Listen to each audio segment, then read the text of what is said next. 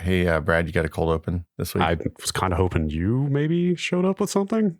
It's almost like cold opens are a non-renewable resource, and by using an entire cube of them, you both no longer have any left. The well has run dry. I look, I got to go out. I got to replant some cold opens so we have some fresh batch for next week. A crop of cold opens, maybe. I don't know. Off to the podcast mines again. We're going to have to dig deeper this time. This does give me a business idea of like putting open source cold opens like that are CC BYA on YouTube that anyone can use. We will license you some interesting intros for your podcast. Look, if you are the if you do a podcast, you have run into this problem. One day the cold open well will run dry. You won't have anything new on Netflix to talk about. Should we just make the audio network of podcasts? Just do a ton, like thousands and thousands of royalty-free podcast clips that people can assemble into their own podcast. Make your own. A podcast network? What a novel concept.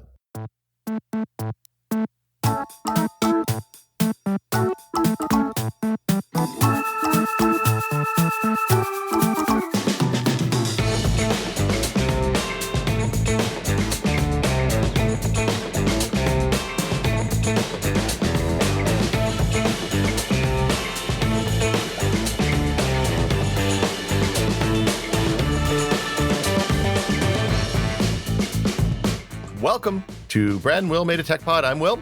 I'm Brad. And today we're joined by a third chair, Kishore Hari, who you may know from This Is Only a Test, and also science communication around the world and movies and all sorts of other things. Hey, Kish, how you doing? Excuse me, and from Brad and Will Made a Tech Pod? Oh, yes, and our our unpaid COVID representative here at Brad and Will Made a Tech correspondent. Sorry. You may know me from such episodes as Bidets Are Awesome and and scaring the crap out of Brad Shoemaker. Oh gosh, it's been a long year. Well, so you know what I am famous for now? I am now Steakum blessed, because the Steakum account and I had a positive interaction, and now it has deemed me as science communication worthy, and that's the pinnacle of my scientific career.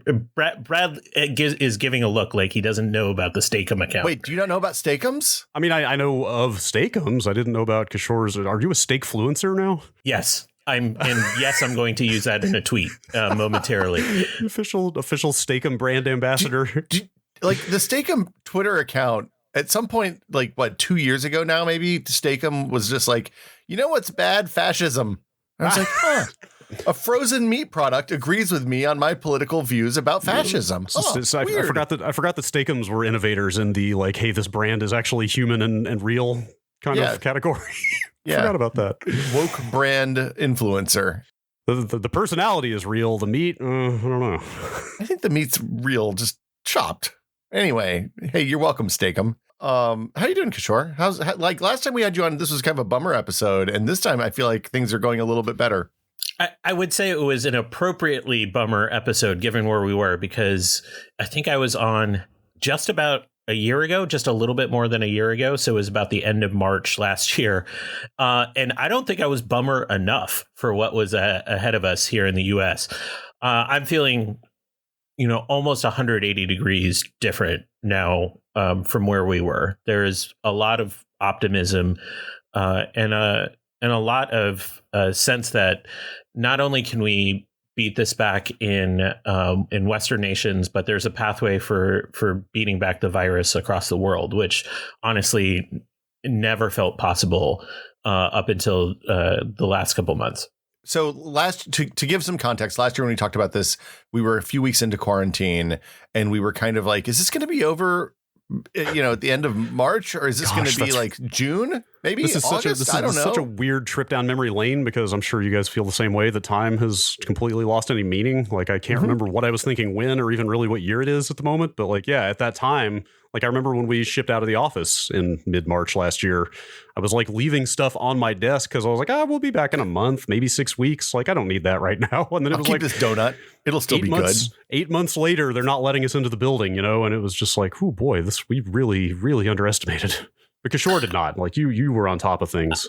I went back the other night and listened to the episode in preparation for this. And of course, I'm only going to reference the things I got right. But I was wildly underestimating the nature of the pandemic. Like Will and I exchanged an email after the episode where I threw out like, this is actually what I'm scared of. And it's ending up being like 5 times less the magnitude of deaths that we've actually seen in the US alone. So going back a year, I don't think I had a good handle. I knew we were in trouble because there was just lots of things that you look for in a public health response that just weren't happening in a timely manner. But a lot of people were feeling that in the public health community. But it was intensely hard to turn that into a prediction of what we saw. And there were so many things that happened in the last year that evade what you would sort of commonly understand to happen. And one of those is actually the rapid development of the vaccines. Even though we had laid the groundwork for that with some of the work in Ebola, some of the previous work on SARS and MERS, it's nearly impossible to predict when basic science work like that can be translated into clinical reality. And to have the vaccines that have come out be so damn effective at preventing hospitalization and death, it exceeded my wildest expectations.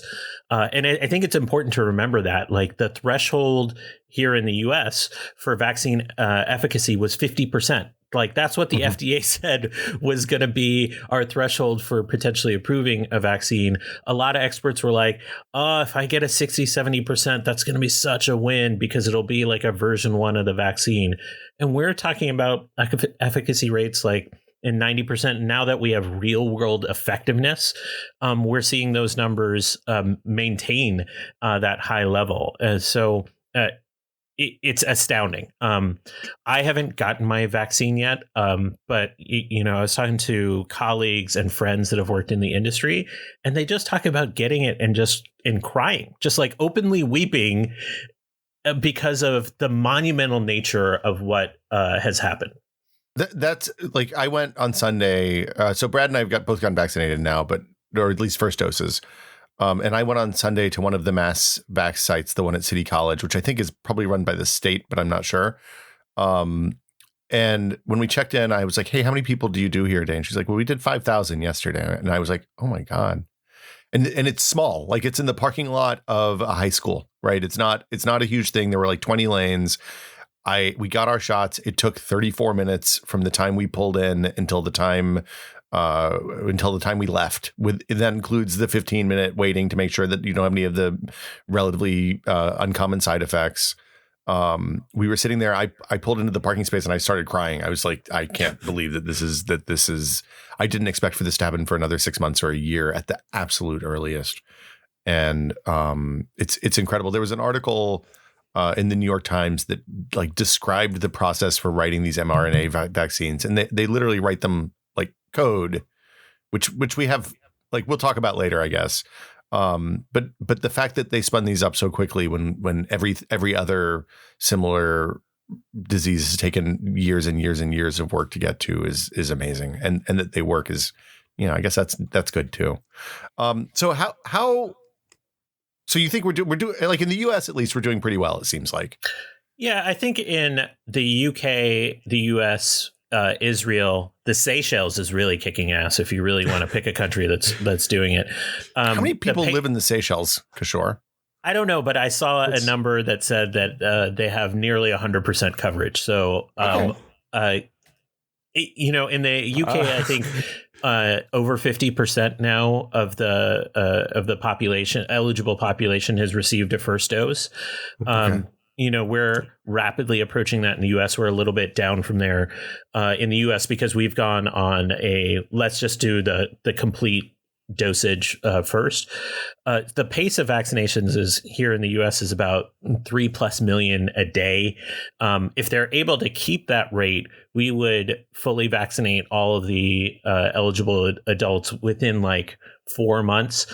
But we're really trying to get to a point where maybe like 75-80% of the eligible adults are vaccinated, and that would take 3 months at the current rate.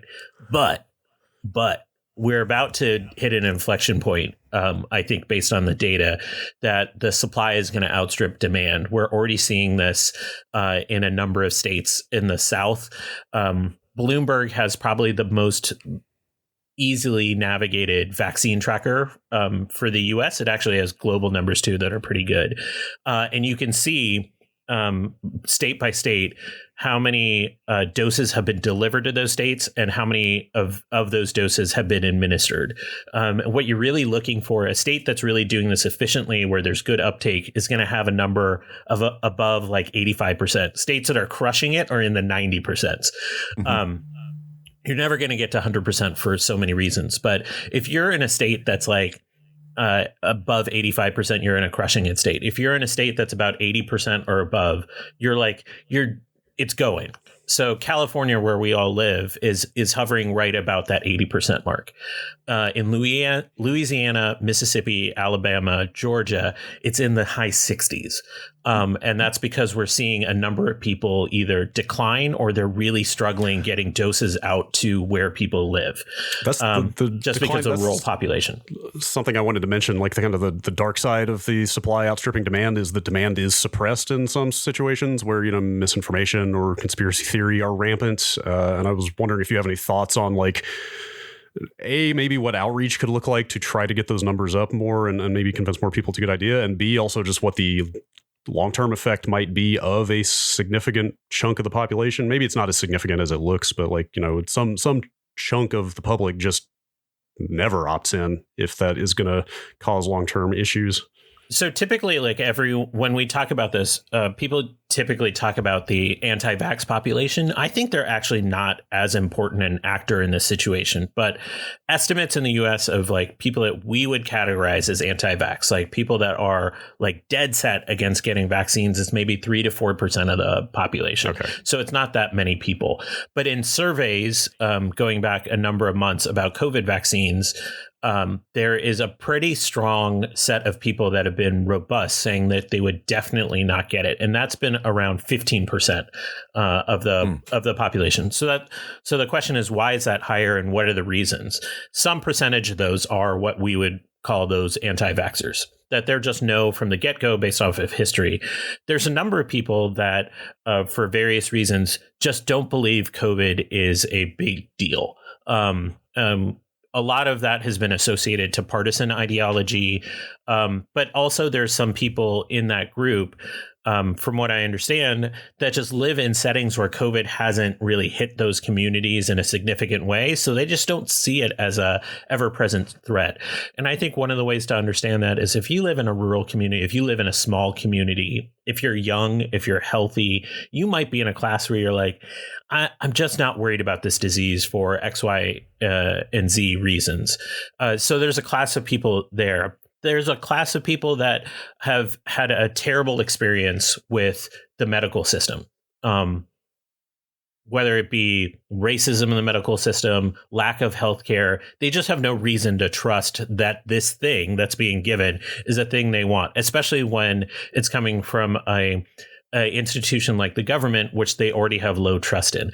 So there's this amalgam of people. And what we're seeing is that 15% isn't really changing a lot right now. So we shouldn't expect that 15% to go down to 5%. It's just not reality. And those people tend to be really, really hard to convince.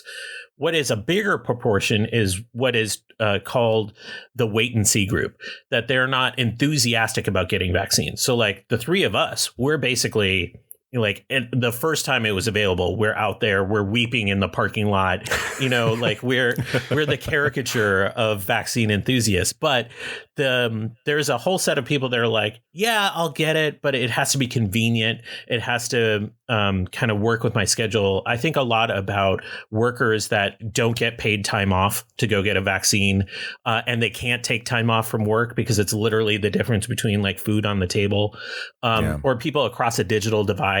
How can they even get an appointment? There's a lot of seniors that don't have internet access.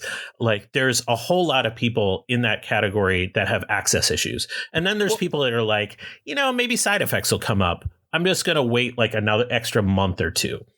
And for those people, there's different like interventions that need to happen. For access, it's literally, we have to make it low barrier. We have to bring the vaccines to them. If that means going door to door, that's setting up mobile clinics. If that's empowering members of their community to go talk to them and like give them rides, that's what we have to do. And there's a bunch of campaigns out there doing that. For those people that are like, wait and see, we just need a lot of engagement with them so that they get comfortable with the idea. And there has to be a lot of transparency about what's happening with the vaccine. Those efforts are ongoing. That's really going to be the challenge over the next couple of months, is getting those numbers of that wait and see down as close as we can to zero. And what number? So what's the breakdown, do you feel like, of the hopeless, never going to vax, the wait and see, the institutional skepticism, and like how, like where do we need to get the population for things to have a return to normalcy, and what, how close are we going to be able to get, do you think, in the US? So the latest data I saw, the wait and see is down to about 17%, just because we've been vaccinating so many people that were in that category. They've moved to already vaccinated. What you're really talking about is, when can we get to herd immunity, when this thing will die out? And it's a tough question, because herd immunity is like essentially like a calculation across a population of when we think the virus just won't have anywhere to go to replicate. But in the real world, that's not really how it works. Like, the virus is going to just look for any host it can. And vaccinations won't be evenly spread. In the city we live in, San Francisco, we think vaccination rates are going to be super, super high for lots of reasons. So if we get a town that has 85, 90% vaccinations, which is eminently possible in San Francisco, the virus is going to be dead here. Like, it's just going to have nowhere to go. And then there's going to be a town in Louisiana that's going to have 50% coverage. And you may like match them together nationally, and you'd be like, oh, we've reached that 70% number, but you still have this localized area that has a lot of vulnerability. So I think what we're moving to is not what we would call herd immunity, but a stage of this disease where there's enough immunity in the community to prevent breakouts in most areas, but we'll have localized breakouts where we haven't reached those vaccination levels, and we'll have to surge in those areas to address it. Like, the common parlance is we have to get between 70 and 80% of the population vaccinated to get to a level where the virus is going to die out. That is both not realistic for the reasons of we have a lot of children in this country that are not eligible to be vaccinated. So there's a whole vector of people out there that aren't qualified. And then we know there's just people not going to get it. So when you combine those, like, there's no way the math works that we'll get to that 75, 80% number in the country in the next couple of months. But what we will get to is, because this is an incremental process, is we'll see the virus come down. And I actually think the number that I'm looking for is less about the herd immunity target. Like, I want to see the vaccination rates get as high as possible everywhere. What I'm looking for is new cases to decline to about 10,000 a day.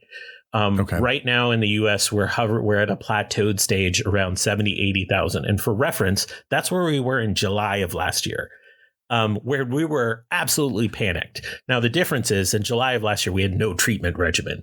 So we're like, we know a lot of people are going to die because of this. Right now, we see most of those cases in younger people that tend not to get hospitalized and die. And we have a potential treatment both in hospital and with the vaccines. So I think that's the target I think is important. That's what Dr. Fauci's been saying for a long time, and a lot of other public health experts. If we can get down to 10,000 cases a day, it's going to feel like a really, really, really bad flu season in the US, where people are getting sick, but it's going to be at a low enough level that we can go about most of our daily activities without worries that it's going to overwhelm our hospitals. Do you know, excuse me, off the top of your head, just for some context here, and I know this is kind of apples and oranges, but what the long-term presence or occurrence has been of some of the previous outbreaks we've seen over the last 15, 20 years, the previous SARS viruses like avian flu, that type of thing, like years out from there. And again, I don't know that they're directly comparable to this situation, but like, I'm curious, 6 months, a year, 2 years from now, like, is it still circulating in the population? Do we ever get to that kind of 0 point? Are we getting COVID boosters in the fall every year? Like we get flu shots? Like, what's the long-term projection for how much this lingers, I guess? Yeah. So the public health way of asking your question is like, is this virus going to be endemic? So endemic means it's just omnipresent. It's going to be a thing that happens every year. With SARS OG, I like calling viruses OG for some reason, but like with the first SARS, is that the scientific name or is that? I don't think it's IUPAC naming convention. Okay. But with SARS OG, it just died out. And so it was gone. It never became, well, first of all, SARS never really became a pandemic, and it never reached the levels that would make it endemic, but it just disappeared.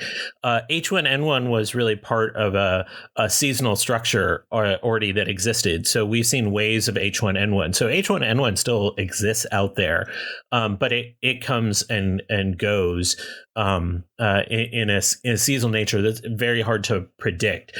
So it is constantly circulating. The projections are very difficult in this way because vaccinations and the speed of vaccinations actually matters here. Because what we're doing is like we've essentially pushed the virus into a corner by doing this. And so two things happen. Like the virus is trying to go host to host and like doing everything it can to survive. And by putting it in a corner, we're putting it under this evolutionary pressure to adapt as quick as it can. And adaptations that are going to allow it to survive are likely going to replicate faster. So we're going to see mutations probably emerge that may be able to evade some of the vaccines that we generate unless we go super fast and outpace the evolutionary pressure on it. And so this is why it's important not to just vaccinate in the country you're in, but vaccinate everywhere as fast as you can, because then you eliminate the ability of the virus to evade your vaccines.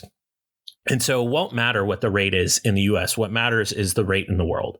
And so likely, because it is not possible to do the vaccinations worldwide at the rate we're going to need, that a lot of people are preparing for booster shots that are going to have reprogrammed instructions to deal with the dominant circulating strain of the virus at that time. And so that's already in process based off the dominant strains that are existing right now. The good news is that the dominant strains that are circulating right now, whether you call them the UK variant, which is now become the dominant strain here in the US, or even B117, or the South African one, which is 1351, we're still seeing pretty high efficacy, at least in terms of hospitalizations and deaths with the current vaccines. So hopefully we'll never get to the point where we need a booster, but they're preparing as if we'll need one. It's just going to depend on the rate of vaccinations worldwide. And that is really, really hard to predict because it's about supply chain. It's about human behavior. It's about implementation in every single country. Are there proactive efforts for outreach and distribution in, kind of the global South and less privileged countries? I mean, are there like institutions pushing for that, or is that just sort of trickling down slowly? From your view, let's talk about IP and patents on vaccines. Sure. Actually, this is a massive issue. Here. It's our favorite. So if you were just like thinking about this in a purely tech way, and you're like, how do I get this piece of code that I've written out as fast as I can to everyone so they can make like a real product, you'd be like, I would just open source it. And I would give like every country the ability to do that.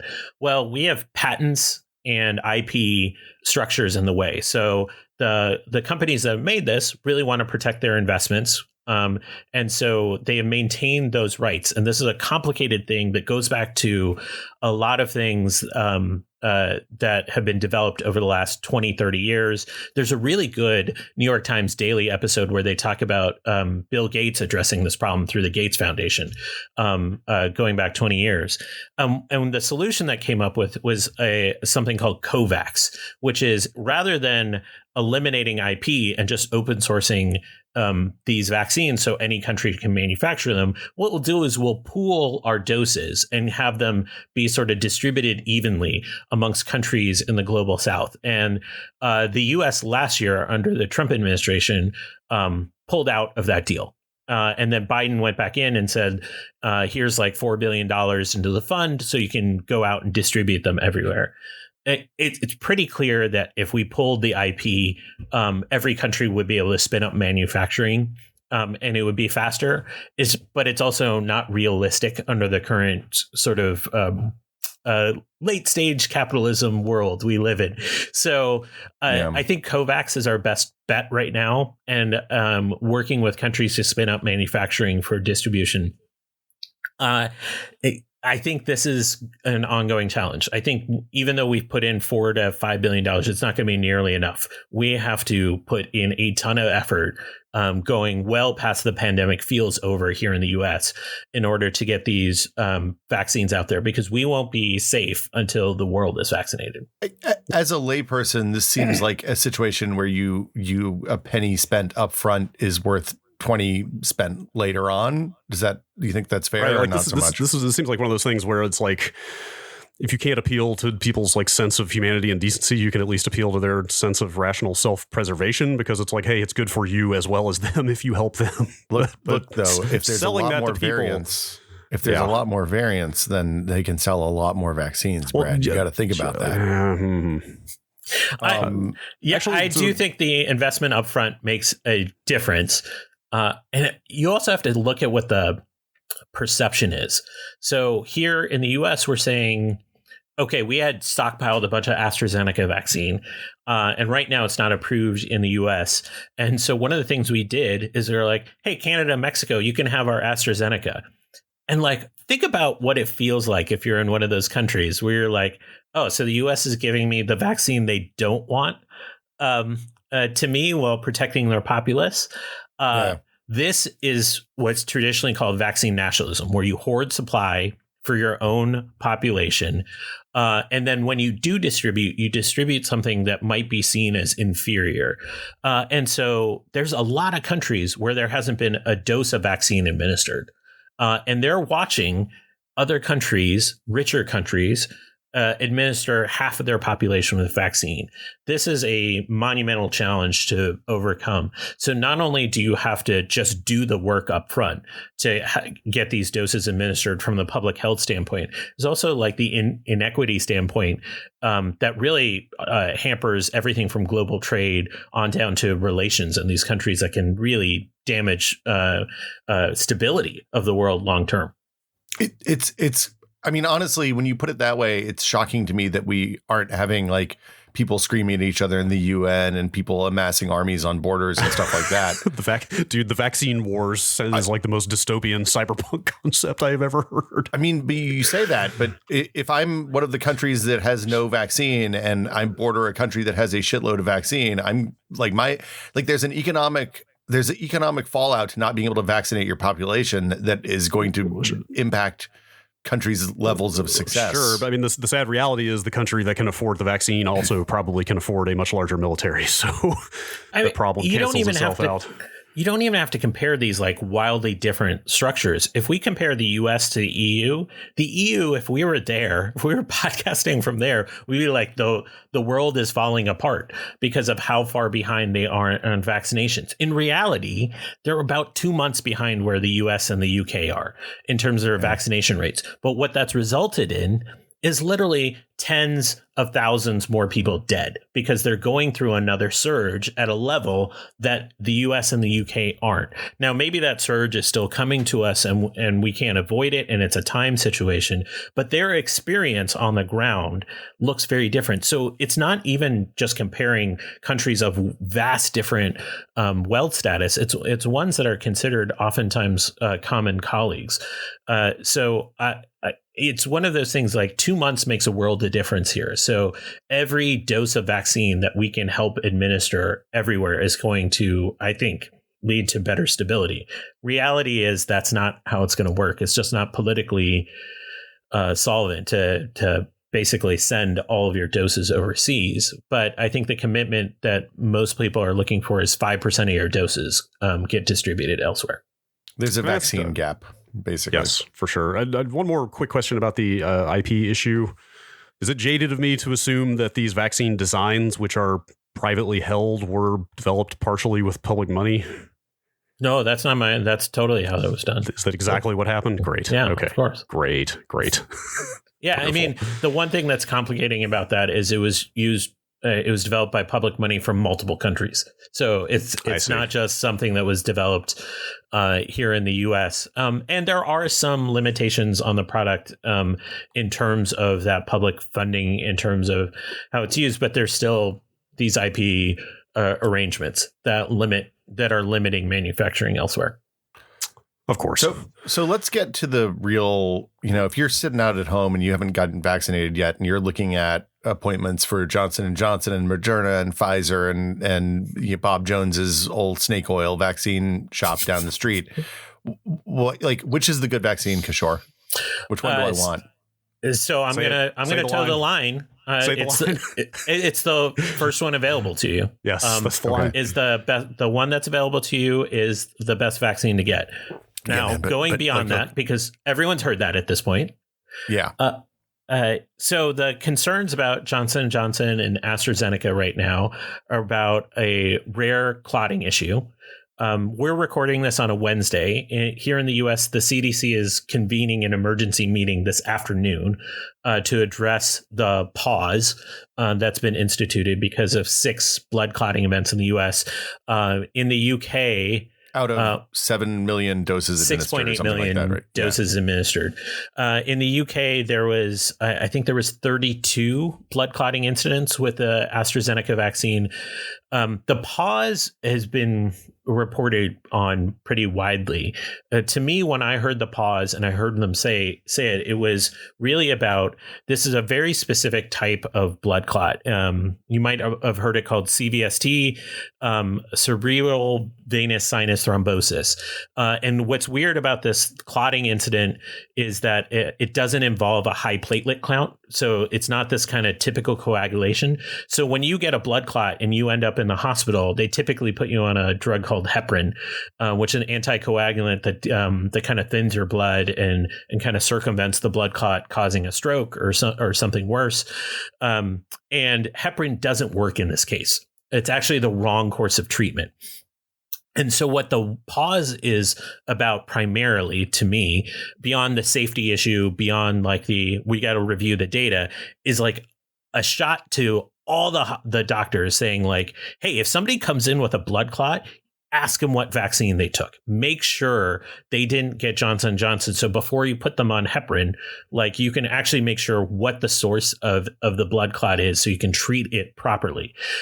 2, make sure that we're capturing all of the blood clotting events that might be associated to the vaccine properly in the system. We have something in the US called VAERS, Vaccine Adverse Event Reporting System, that captures all of these things. So they're really trying to see, do we have 6 or is it a lot more? Are we only capturing the super severe cases of this, or they're minor issues of blood clots that are being underreported?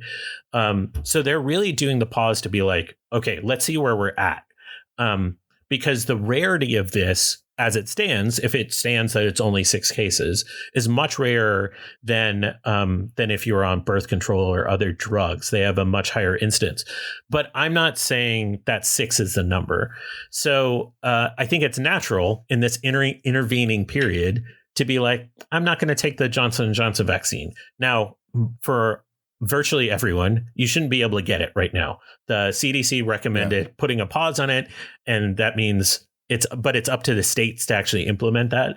And I think virtually every state is following the guidance. But I want to take a Johnson & Johnson during this pause while they're sort of figuring it out, if it was available to me. What it means long term, I'm going to wait and see what they say. Like, they paused for a reason, out of extreme caution. And I think that's probably the right move long term. I'm not overreacting to it right now. There's not a ton of information. It's hard to do prognostication. We don't know why. We don't understand the science of this. But the one thing the AstraZeneca and Johnson & Johnson vaccine have together is they both use the same basic structure. They use an adenovirus to deliver the information on the spike protein. So is there something about that structure that's causing this weird platelet clotting issue? We don't know. And so in a weird, we don't know situation, I'm just going to wait. And there's no use predicting anything because the chance that you're right is very, very low. I know you. I'm sorry. Go ahead. I know you said you came on here intending not to scare the daylights out of me, but as someone who did get the Johnson & Johnson about a week and a half ago, what would you say to a person like me? So two things. One is there's a set of symptoms to keep an eye out for. It's like severe headaches, severe abdominal pain. And the thing is, like, this kind of clot is eminently treatable. If you end up in the hospital, like, tell them that you took the Johnson & Johnson vaccine and there's treatments for it and you will likely be fine. So far, of the 6, 1 person died and 1 person's in critical condition. The likelihood that you're going to get sick from this is very low after about a 2 to 3 week period. After that, you're pretty much free and clear. Okay. So I don't think you should be scared. I think you should just be aware. Yeah. Right. It's interesting because there was a widely shared thread on Twitter last night from an internist or an ER admitting doctor who basically said, look, the good thing about this pause is that it means that every ER doctor in the country and most of your general practitioners now know to look for these 5 symptoms and to ask if you've had the Johnson & Johnson or AstraZeneca vaccine. And as a result, they'll be able to treat this complication that affects a really small number of people. Like, that's a great point, because I came into this feeling like, well, I'm certainly no expert in a position to say this was an overreaction, but like, you did see this, you saw the small number of cases that have been indicated versus the total number of vaccinations, and you thought, like, boy, this is really potentially doing damage to the public information outreach efforts of scaring a public that is already somewhat skeptical of this thing into maybe avoiding it. But like, when you put it that way, that does sound like a worthy benefit to incur that potential damage. There's a lot of people that have come out and said, like, this is going to increase rates of vaccine hesitancy. This is going to cause a lot of people not to get the vaccine. Like, I understand why your thinking is along that way, but we don't have evidence of that at all. I think there's no way of knowing what the response is going to be. Now, I think what's important is that the federal government takes some proactive steps and really increase communication and transparency about what's happening, particularly with this vaccine, to hedge against that kind of stuff. But we don't know. I mean, so much about this entire response has been about just managing your own risk as an individual, and then managing the risk of the population as done by our state and federal governments. And we have gotten that so out of whack, where we try to treat things as a binary, like, am I a yes or no to this? Like, if it doesn't work perfectly, do I get it or not? And it's really, like, I think about it this way. This is a very crude analogy, but just walking around, just like existing, I have some risk of getting COVID. Now, I take that risk way down by doing the kind of hermit lifestyle that I live and Will lives. Where I don't see any other humans. When I interact with anyone, it's basically outside. I wear a mask everywhere I go. That takes my risk down pretty far, almost virtually to zero, to be honest. But then when I encounter people, my risk goes back up.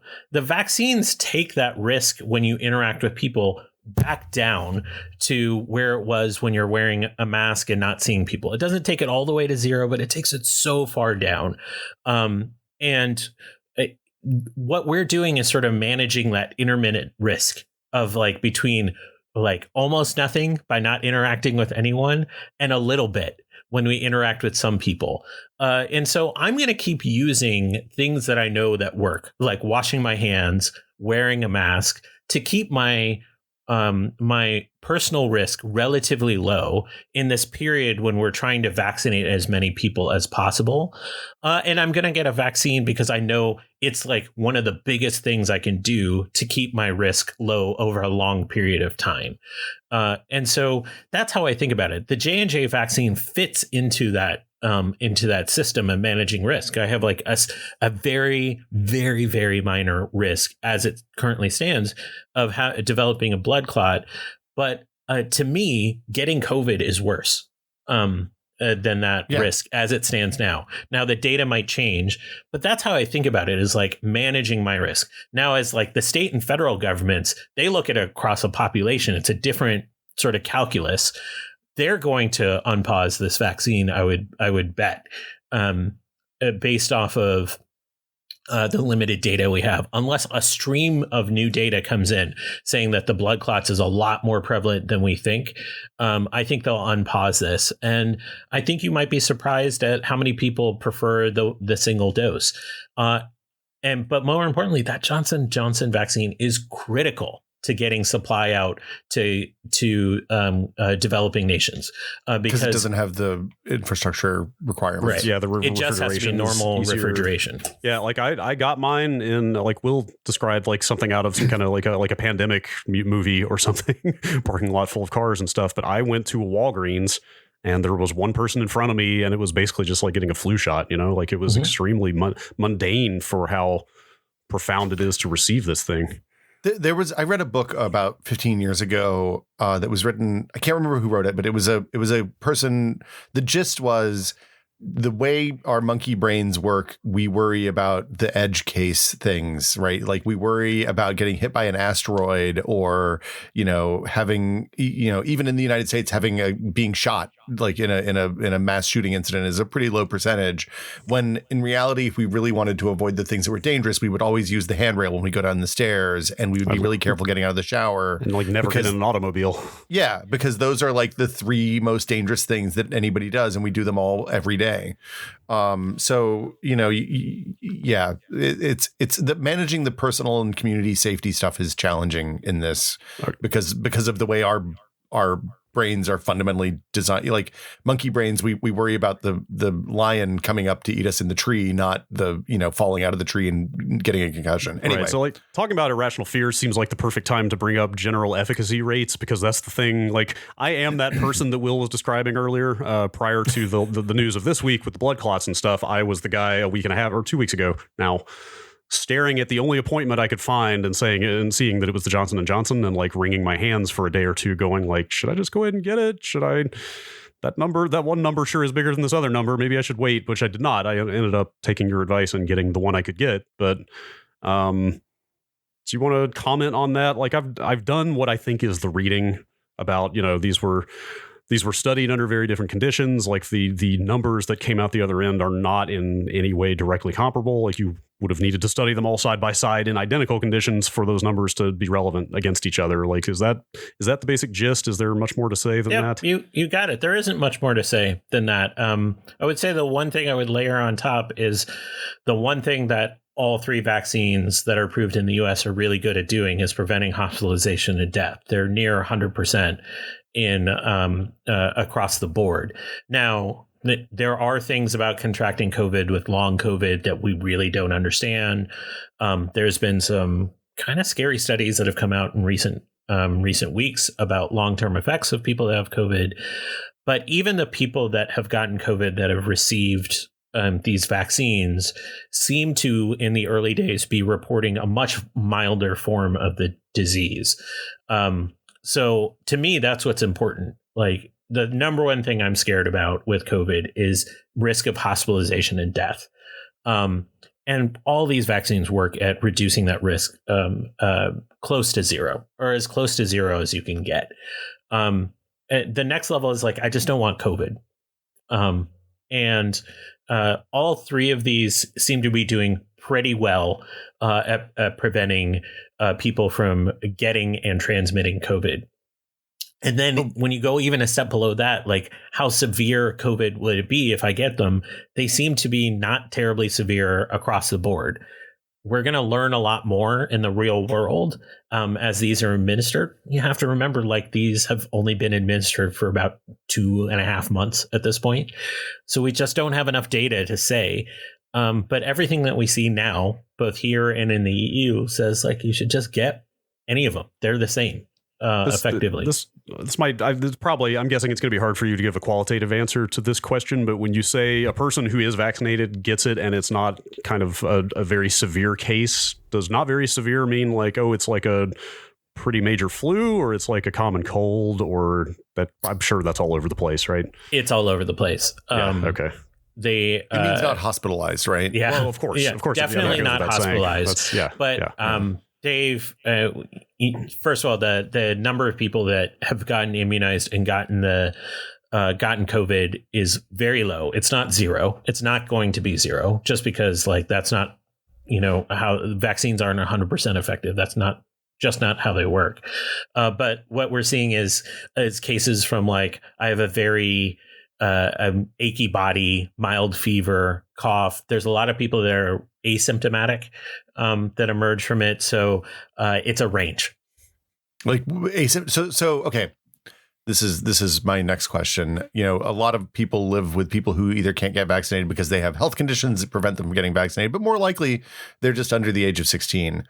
And schools are going back. The kids, while the common wisdom is the kids haven't been particularly affected by COVID, or they get minor cases, it's definitely not the universal case. And we're looking at, I think we're looking at 12 to 16s being able to be vaccinated shortly, but not under 12s. So, what happens when my wife and I are vaccinated and our unvaccinated daughter, like, can we infect our unvaccinated daughter if we go out in the world and come back with the asymptomatic COVID? Like, how likely is that? Is it something we should be concerned about? Should we continue staying bubbled like we have been? What's the kind of, I know if we're vaccinated, we can go hang out maskless with a bunch of our vaccinated friends, but I'm much more concerned about my daughter at this point than about me. Yeah. So I am somebody with an under 12 at home. There aren't super clear answers here. So I just want to acknowledge like the data is changing pretty constantly. Like, and if you do take away one thing from this episode is like, it is a changing landscape, and your advice and action should change with that landscape of information as it comes in. So what we have seen is that yes, children can get infected at COVID. It's at a much lower rate than adults do. But if you live in an area where community transmission is high, kids can get COVID. Now, typically what we see is the adults are the ones that tend to infect them rather than kid to kid. There's been outbreak is too strong of a word, but there's been a set of cases in Minnesota in recent weeks that are associated to a school. And we know that it seems like the adults transmitted to the kids in the school. So this is a situation where it's like, let's talk about risk again. So us getting vaccinated is the first step as the adults, right? Because it lowers the risk for the kid overall, because now we're much less likely to transmit under any circumstances to the kid. But then your question of like, well, if I go out in the world, I can still get COVID and asymptomatically transmit to the kid. So that's why I'm going to still take some precautions out in the world, like wearing a mask and doing some like somewhat distant activities. So like, to me, I'm not going to go sit in a restaurant right now indoors and eat, even when I'm vaccinated. But I might be open to doing the outdoor eating at a restaurant when I'm vaccinated, and I'm 2 weeks afterwards, under the right circumstances, and the food is good. I think that's actually underrated. I went through In-N-Out the other day, and through the drive-thru, I looked at the patio and I was like, I would maybe do that when it's windy. Why not? Yeah, for sure. And it has to be food that stands up to being able to eat outside. There's not a lot of food that there's certain restaurants that I think like having noodles outside or pho outside feels weird to me for some reason. It's funny walking around here and seeing, everybody's erected their, wooden shelters outside the restaurant. Yeah. It's funny seeing specific types of restaurants and their custom adaptations. Like you'll see like a hot pot place where like, they had to saw like a big hole in the middle of the table where they could drop the pot into for everybody that comes through. And it's a pretty bespoke situation for a lot of businesses. But back to your question, Will, like I'm going to keep wearing stuff that doesn't bother me, like wearing a mask, doing some distance activities.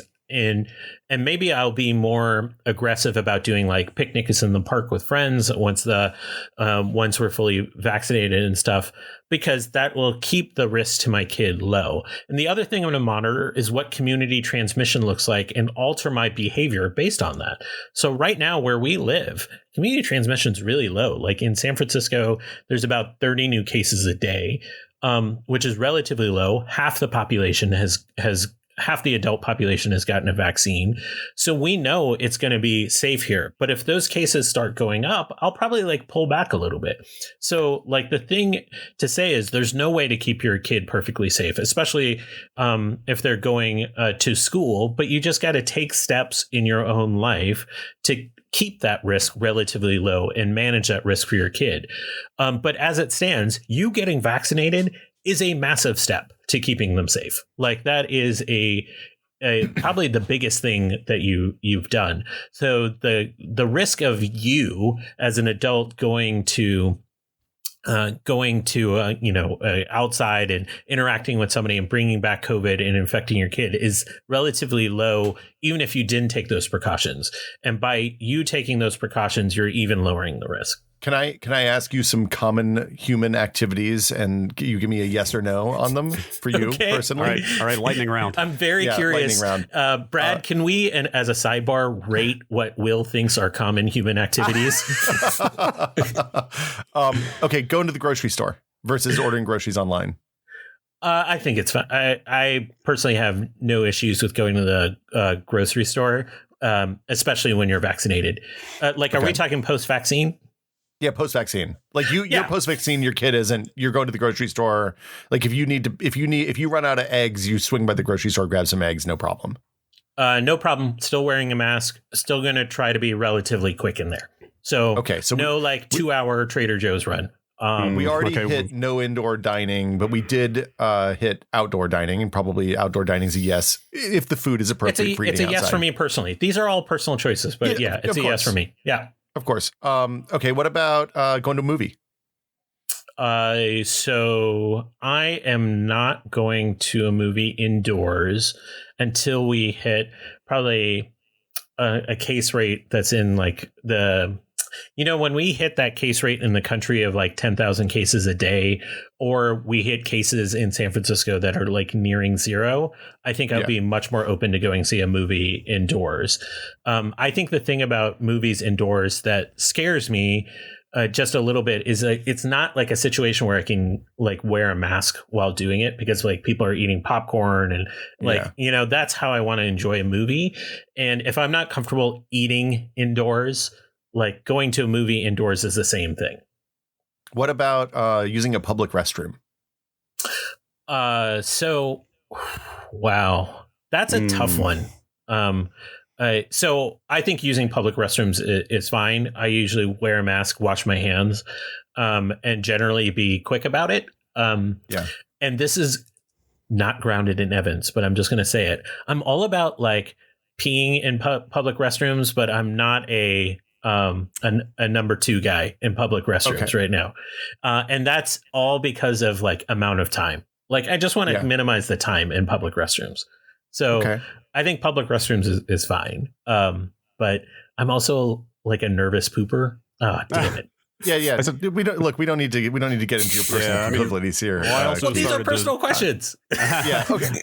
I also started to bring up some of the gnarlier ways that the virus can be expunged from the body that people have talked about. Like it shows up in sewage and stuff like that. I don't know if there's more risk. Bathrooms are covered in fecal matter, Brad. We know the that. Air. But fecal matter doesn't put you in the hospital necessarily. Yeah, there is some evidence of fecal oral transmission from like like plumes of air that come off in bathrooms, and bathrooms aren't always really well ventilated, and that's kind of the issue.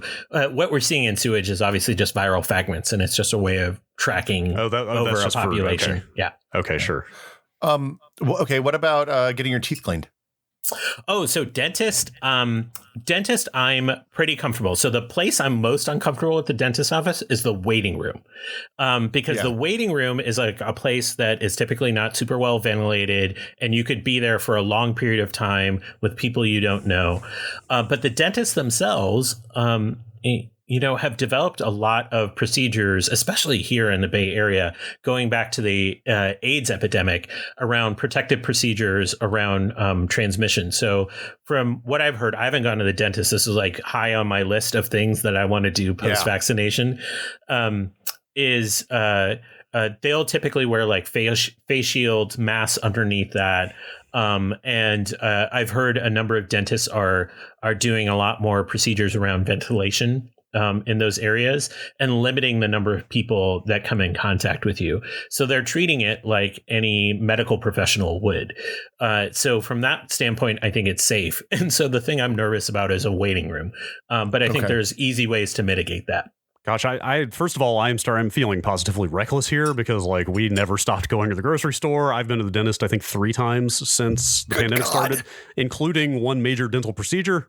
Although, like, to my dentist's credit, like I have never seen another patient in that dental office all 3 times that I went, including the 90 minutes I was in there for that procedure. Like, they are really spacing those appointments out. They're like face shields all over the place. Like it's pretty intense. But my dentist is in like a 120-year-old building downtown, so you have to climb 6 flights of stairs, and like there's no way in hell I'm going in there. I got to find a new dentist. Okay, yeah, this is a tiny office open to the street with 2 chairs in it. It's not a grocery stores have always been fine. I just think the idea of spending a long time in a grocery store is where I would get nervous. And like post-vaccine, I'm not terribly nervous. What about the eye doctor, Kishore?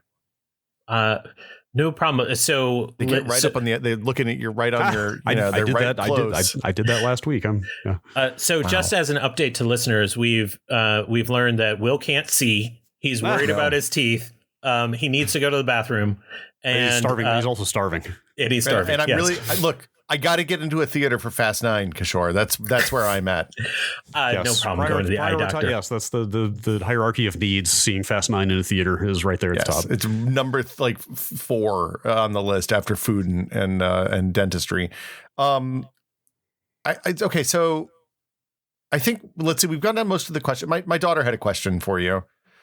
She said, "When are things going to be back to normal, Kishore?" An easy question. Yeah. I'm sorry for springing this on you also. So I have 2 answers to this question. Like, I think I was on your stream not too long ago, Will. And I was talking to you and some of your PUBG pals. And I said, I think I would see a movie in the theater this summer. And I think I'm sticking to that. And I think that's like a sign of things returning to normal. Like, things are going to be open. People might be wearing masks. People might be more cautious, but we're going to like walk down the street and feel like activity looks like it was in 2019. I think we're going to get there in 3 to 6 months, somewhere in there. I would say we're going to see activity feel like that. I think we are going to live in a new normal where there's going to be localized outbreaks, whether it be, this summer with a potential surge in some areas. We're already seeing that kind of in Michigan and some states in the Northeast. We're going to see localized outbreaks probably going into the fall and winter if we don't get vaccination coverage where it needs to be. And that's just going to be a reality where there's just going to be periods where we're like see cases rise and we like pull back a little bit. So there'll be like a little push and pull, but it won't be nearly as severe as what we saw going in the past. And the last thing I'll say is like normal wasn't great for everybody. Normal was bad for a whole host of people. And so I hope we don't go back to normal. I really hope that we focus on getting back to a new normal, especially here in the US. The weight of this pandemic and deaths really fell on the shoulders of communities of color. So we can't just say, let's go back to normal for those communities that bore an undue burden. when it came to the impact of this virus. So I hope normal is redefined to something that is much more thoughtful about health disparities and health equity in that context. I'm going to paraphrase and TLDR something you said, but like, I mean, it seems like your strategy on what's safe and what isn't is to kind of look at local community spread for where you live and base your decisions based on how those numbers are looking. Are you getting those from like county health boards? Are you getting from the state? Are you getting from the CDC? Where do you get your data on that stuff? So the CDC tracker is excellent. It is the I think it's the gold standard right now of case level data. You can look on county. Here in San Francisco, our county has been, reporting data on a dashboard, since the first week of the pandemic, and it's a good source of data. So I look at that. The New York Times also has a really good case count visualization for where you live. I mean, I think those are the sources I would go to. Whatever is the most usable for you is honestly the choice. Bob Watcher, if you're in San Francisco on Twitter, is real good. Do we have to keep wiping groceries when they come in? No. Okay. I did that once in the first week. Christ, I do it every time. I think a year ago I was telling you guys stop that. Dude, I thought pretty early on they got out there and said surface transmission was not really a concern. Look, it's like taking your shoes off when you come in the house. I don't want outside filth in the house. It took so long. The one caution I would give people is I've heard people discuss like, when can I take my mask off as a sign of normal? I think that's a bad marker for it, because masks obviously help you. It lowers your risk out in the world. I also see them as important social cues, because like, you two are vaccinated. I'm not. You could probably be pretty safe going out into the world without a mask on, especially if you're outside and not spending indoors and licking people's faces and that kind of stuff. And but if you're out there not wearing a mask and you're like, hey, I'm vaccinated, and like flaunting it in my face, it creates these like, I think, weird social dynamics. And so I'm keeping my mask on partially until we all get to the place that we feel comfortable taking off our mask, because we've reduced the threat to everyone. Look, and it really doesn't affect my life when I wear a mask outside. Like, I'm fine with it. That's the thing is, like, if we can avoid getting the flu every year by wearing a mask and getting colds all the time, I am 100% down to wear. Like, I don't anticipate ever going to a trade show again without a mask on. I do wonder. I have wondered if this actually does have a normalizing effect on just the general wearing of masks. I mean, I think like even in cultures where it is very normal, like it's still a pretty sort of situational thing, right? Like I don't know that there's that much like preemptive mask wearing going on generally, right? Isn't it a lot more of kind of, I don't feel well, so I'm going to wear a mask, or like I'm going to protect the people around me, or there is a surge of something going on. Maybe now's the time, but but if you're going to area. Yeah, if you're going to Comic-Con, though, which is a high-risk area unto itself. Sure. Like when you literally name diseases after comic conventions. Like, dude, yeah. PAX East flu is PAX flu is the worst flu I have ever had in my life. Like I could see wearing it under those circumstances if it doesn't bother you. Maybe I might. I think it depends on the circumstances when you go to that convention. I'm not going to wear it as rigorously as I wear now, where it's like every time I go outside, I'm wearing one. Right. But sure, I'm going to normalize utilizing a mask in my life when it makes sense, especially during cold and flu season, because you know what I've learned? I don't like getting the flu. It's great not having the flu. It's great not getting sick for a lot of reasons. And so, and again, I'm one of those people where a mask just doesn't bother me. It just feels like a thing. I do. Do you want to talk about convention health initiatives? Let me tell you about my campaign against the handshake. I thought that's done. Brad. That's done.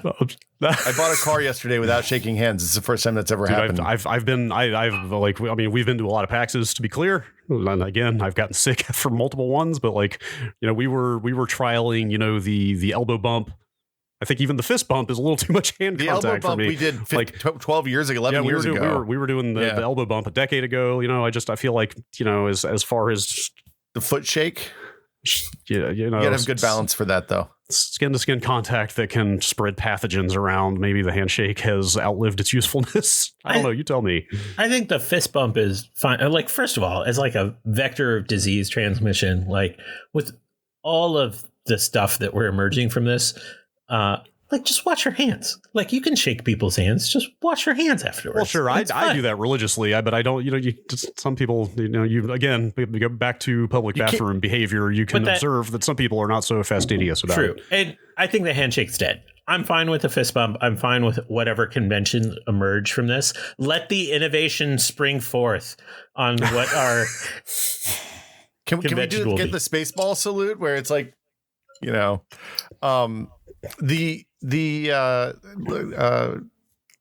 so what are good sources for news and stuff? Where should you go? CDC, obviously. Honestly, like what's important is finding a news outlet that you trust for various reasons. Like, are they speaking to you in a language that makes sense to you? Like, that's really important.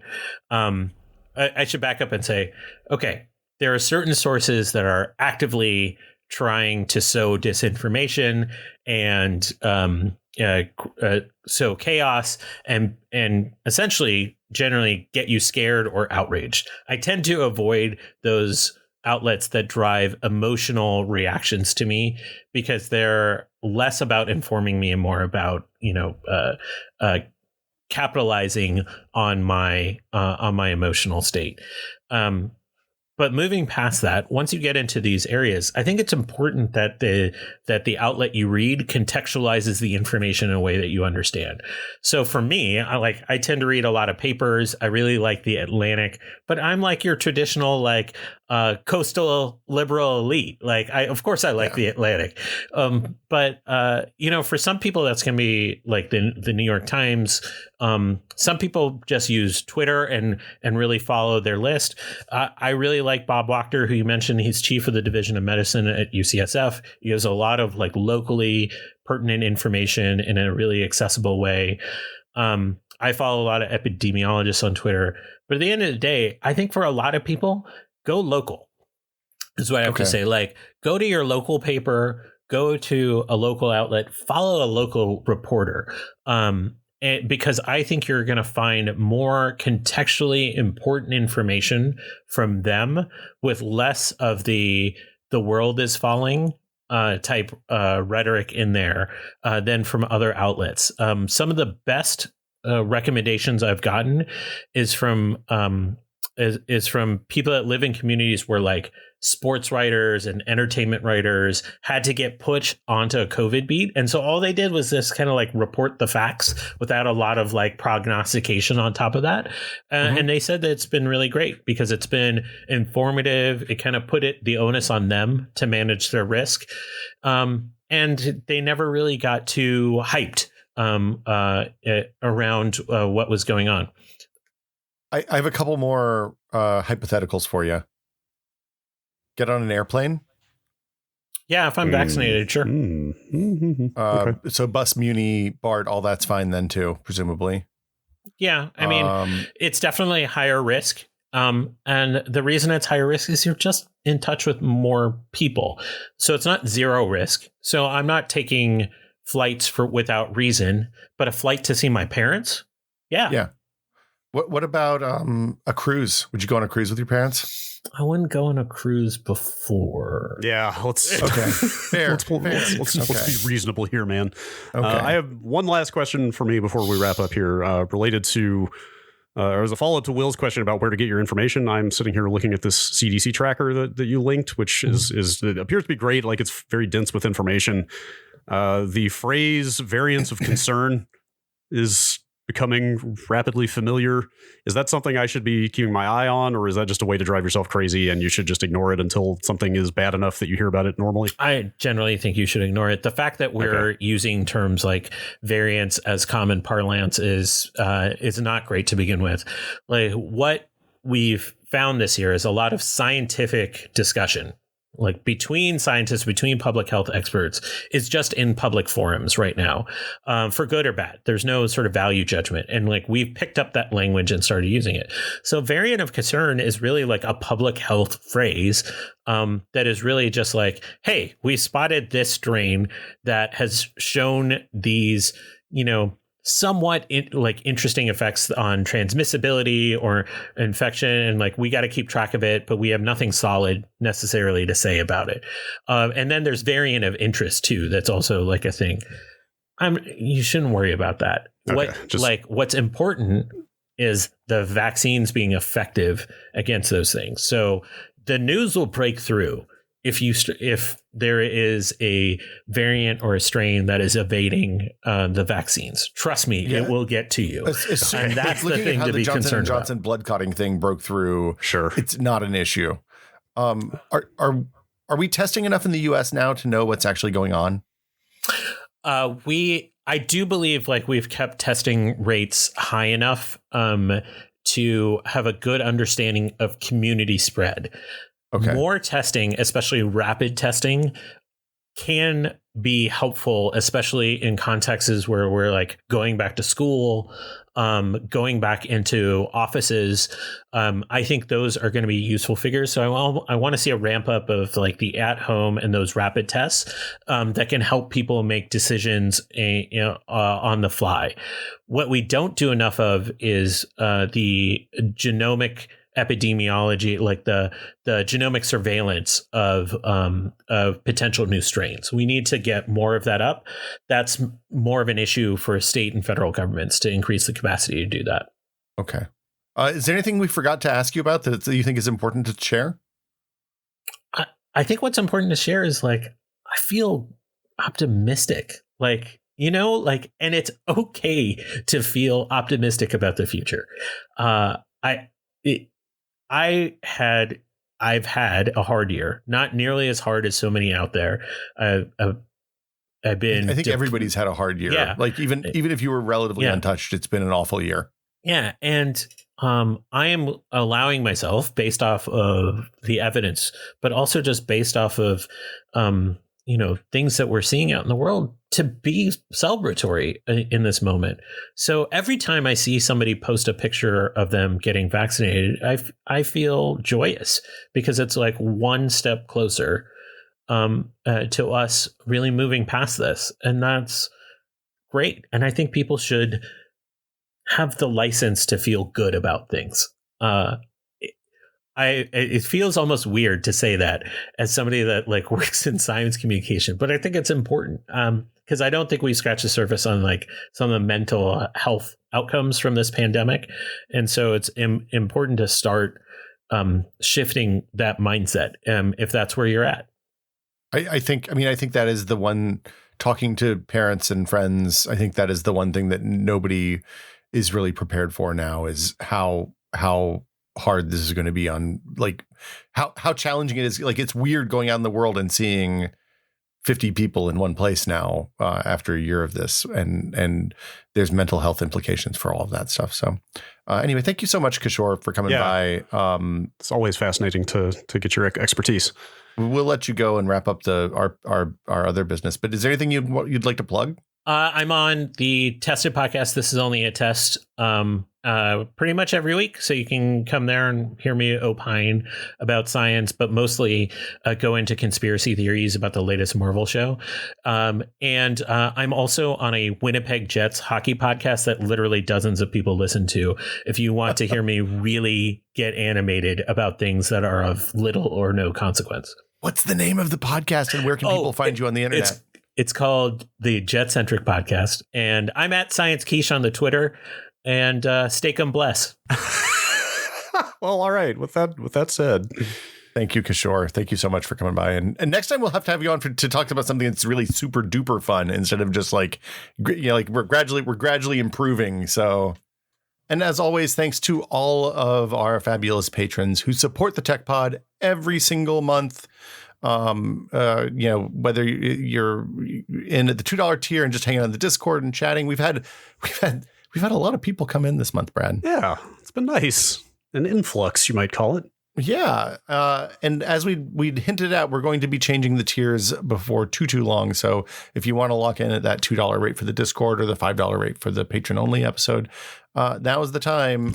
You can find out more at techpod.com/ I'm going to do that part over again. So oh, come on. You got it. You can find out more at techpod.content. Nope, that's not it either. Now you definitely can't take this out. You can find out more at patreon.com/techpod. That's patreon.com/techpod. We added a new channel the other day. Is that the exercise channel? I think it is. I think I called it. Hang on. I saw it this morning. I thought it was a pretty good name. Don't tell me. Get swole or something. Get swole or something. Yes, okay. Exactly. Yes. But yeah, so like this morning there was a conversation in general about cars. We're trying to like not add too many more channels. Really got a lot now. But they're active, so I kind of don't feel bad about having them. It's a lovely place. I love coming in and hanging out on the mornings when I have a moment free and can dip in and see what people are chatting about. Dude, I was sitting there at 6 a.m. this morning talking to somebody about retro writing. Wait, what's like flashing firmware on a retro? No, it's a chemical bath. What? That you put your old yellowed video game consoles in. Oh, but they just re-yellow immediately, don't they? Is it immediate though? Like, yeah, like a few months. Yes, it can recur, but it's not. I don't think it's instant. We did a bromide. One of the early huge hits on Tested was a bromide story that I think Wes Fenlon wrote. I can't remember. It might have been Matt Braga or Jason or somebody else. I can't remember, but. Yeah. So anyway, thanks everybody for listening. Thanks for supporting the podcast. Thanks for telling your friends. And as always, a super special thank you goes to our executive producer level patrons, the Bunny Fiend, Jacob Chappell, and James Kamek. Thank you all so much. We appreciate it. Yes, very much so. And I guess that'll do it for us this week. We will be back next Sunday with more Tech Pod. Brad, do you have any closing wisdom for the folks at home? Oh my God. Eat your Wheaties? Wait, they didn't pay for a spot. Yeah, no. Eating fiber is healthy. Yes, eat your nondescript generic fiber cereal of choice. Perfect. See y'all next week.